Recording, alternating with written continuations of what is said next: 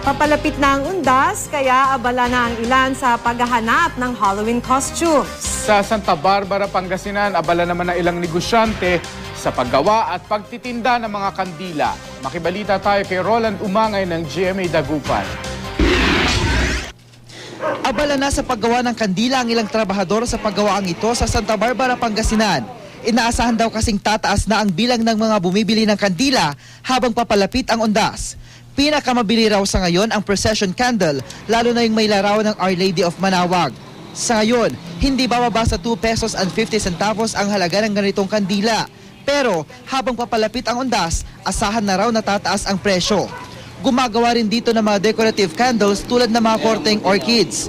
Ang isang trabahador, nakakagawa ng nasa 50 kandila kada araw. Mainit. Mangangawit yung kamay mo. Meron ding recycled candles na gawa sa waste wax.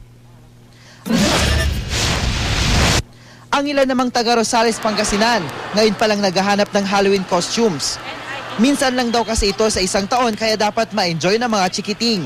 Exposure kasi ng mga bata yun para at least nakaka-socialize sila sa mga tao. Advance kasi yung mga parents po excited, kaya yun po, nagmamadali po silang bumili ng mga items sa amin, kaya yun po.